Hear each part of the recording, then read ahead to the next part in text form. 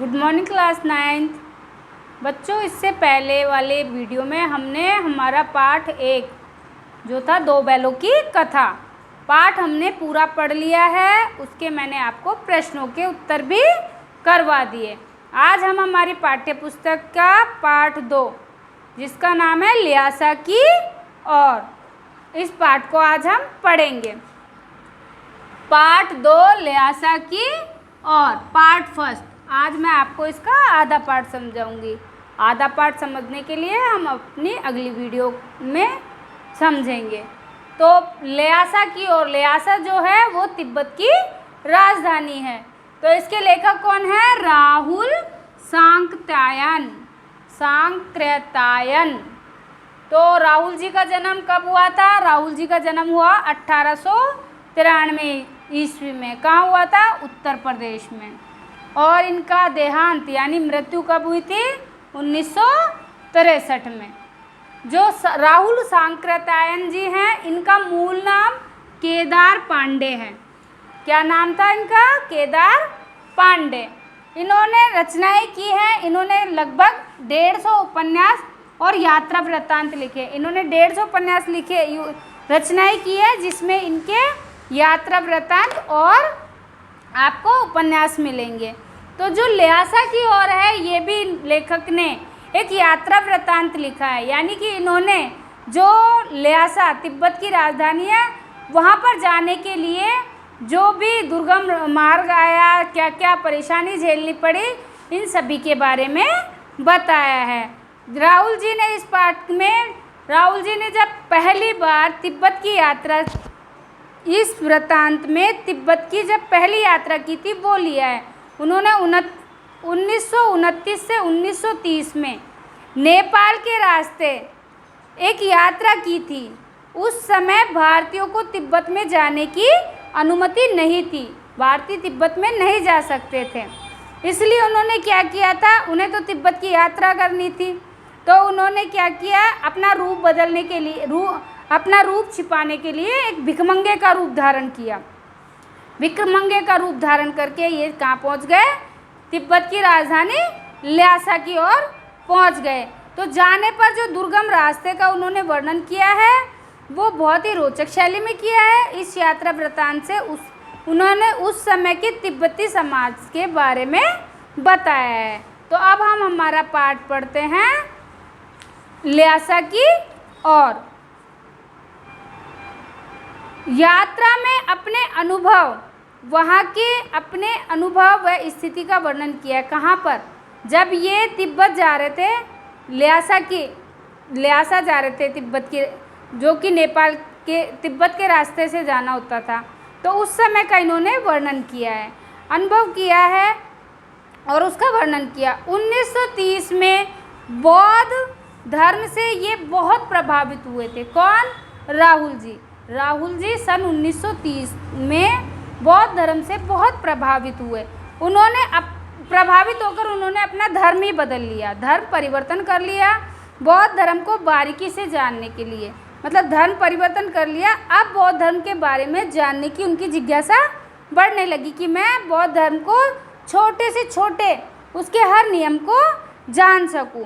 जानने के लिए निश्चय कर लिया और अपने बौद्ध भिक्षु मित्र सुमति के साथ तिब्बत जाने का निश्चय कर लिया। 1930 की बात है। उस समय, जैसे मैंने भी आपको पाठ के शुरू में बताया था, उस समय 1930 की बात है। हमारा देश कब आज़ाद हुआ था? हमारा देश 1947 में आज़ाद हुआ था। तो हमारे देश को आज़ादी प्राप्त नहीं थी। भारत गुलाम था। तिब्बत में भारतीयों के आने पर मनाही थी। मतलब तिब्बत में भारतीयों को घुसने ही नहीं दिया जाता था। लेखक को तो तिब्बत जाना था, तो उन्होंने क्या किया? अपने मित्र के साथ जाने के लिए लेखक तत्पर हो गए। लेखक ने वहाँ छद्म वेश में जाने की योजना बनाई। छद्म यानी अपना रूप बदल कर, कि मुझे इस रूप में कोई ना पहचाने, मैं ऐसा रूप लेकर वहाँ पर जाऊँ। छद्म वेश में जाने की योजना बताई। छद्म वेश कौन सा होता है? जब व्यक्ति अपनी पहचान छुपाने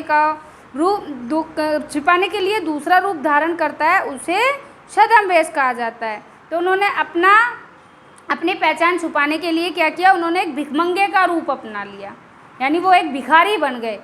और दोनों लेखक व उसका मित्र सुमति चल पड़े तिब्बत की यात्रा के लिए। उनका जो सुमति मित्र था वो बौद्ध भिक्षु था, तो वो उसको लेकर तिब्बत की तरफ चल पड़े। तिब्बत की यात्रा पर नेपाल के रास्ते गए। तिब्बत की जो यात्रा की उन्होंने कहाँ से की, नेपाल का जो रास्ता था वहाँ से उन्होंने रास्ता तय किया। ये रास्ते व्यापारिक रास्ते थे। जो नेपाल का रास्ता था वो व्यापारिक रास्ता था, यानी कि व्यापार के लिए आवागमन चालू था। साथ ही सैनिक रास्ता भी था, व्यापारिक तो था ही, साथ में सैनिक रास्ता भी था। कौन सा, नेपाल का जो रास्ता था। काफ़ी समय पहले चीनी सैनिक वहाँ पर अपनी छावनी किले बनाकर रहते थे। अब चीनी सैनिक वहाँ पर घर पर नहीं रहते हैं, पर अब वहाँ चीनी लोगों ने उन किले छावनियों को अपना घर बना लिया है। तिब्बत का समाज उस समय खुले विचारों का था, खुले विचार थे। उस समय वहाँ जाति प्रथा, पर्दा प्रथा, छुआछूत की भावना नहीं थी। कहाँ पर, तिब्बत में। दोनों मित्र ऐसे ही वहाँ चाय पीने के लिए रुक गए। मतलब दोनों जा रहे थे, यात्रा कर रहे थे, चलते चलते थकान हुई, ऐसे ही चाय पीने के लिए वहाँ पर रुक गए। तिब्बती चाय जो होती है वो हमारी चाय से थोड़ी अलग होती है। उनकी चाय में नमक, सोडा, मक्खन पड़ता है। अपन तो चाय पत्ती, चीनी, दूध डालते हैं, जबकि तिब्बती लोग तिब्बत की चाय में क्या डालते हैं, नमक, सोडा और मक्खन डालते हैं। यदि यात्री को जरा भी शंका हो, जरा सा भी शक हो थोड़ा भी कि कोई उसका मक्खन चुरा लेगा, तो वह शंका को दूर करने के लिए या तो खुद जाके मक्खन डाल दे, या उस घर की जो भी स्त्री होती है, कोई भी स्त्री होगी, सास, बहू, बेटी, कोई, उसको कहकर डलवा दे। उन्होंने वहाँ चाय का आनंद लिया और वहाँ से आगे थोडला के लिए रवाना हुए। आगे नेपाल से आगे बढ़े, क्या आया, थोडला के लिए दोनों मित्र फिर रवाना हो गए। वहाँ पहुँचने पर रहने को अच्छा स्थान मिल गया। दोनों जब थोडला पहुँचे तो थोडला पहुँचकर उन दोनों को रहने के लिए एक अच्छा स्थान मिल गया, क्योंकि वहाँ पर सुमति के वहाँ पर बहुत से यजमान थे, उसको जानने वाले थे।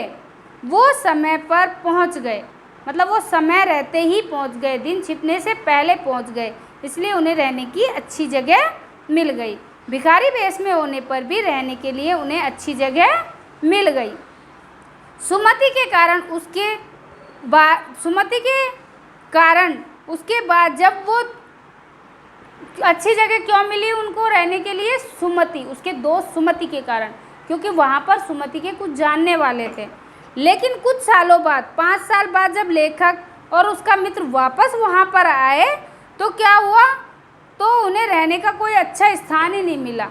जबकि इस बार तो वो भद्र वेश में थे, अच्छे, मतलब भिखमंगे नहीं थे, अच्छे सभ्य कपड़े पहने हुए थे, अच्छे से कोट पैंट पहन के आए थे। जानते हैं क्यों नहीं मिला उन्हें रहने के लिए अच्छा स्थान? क्योंकि दोनों मित्र शाम को देरी से पहुँचे थे। वो दोनों मित्र जब 5 साल बाद दोबारा आए थे ना तिब्बत में, तो वो क्या हुआ, शाम को लेट पहुँचे थे और खूब अच्छे वेश में थे, भद्र वेश में, अच्छे पैसे वाले लग रहे थे, लेकिन उन्हें रहने के लिए अच्छा स्थान नहीं मिला। क्यों? कारण क्या था कि दोनों मित्र लेट पहुँचे थे शाम होने के बाद। तो वहाँ पे शाम होने के बाद क्या होता था, शाम होने के बाद वहाँ के जो लोग थे वो छंग पीकर मदमस्त हो जाते थे। छंग क्या होता है? छंग एक नशीला पदार्थ होता है जिसे पीकर इंसान होश में नहीं रहता, उसे नहीं पता होता कि क्या बात सही है और क्या बात गलत। उन्हें सुमति व लेखक को भद्र वेश में भी रहने को अच्छा स्थान नहीं मिला। इसके बाद उनके साथ क्या हुआ, यह जानने के लिए हम अपना अगला वीडियो देखेंगे। तो आज जो मैंने पढ़ाया है इसको ध्यान से सुनना और पाठ समझने की कोशिश करना। धन्यवाद।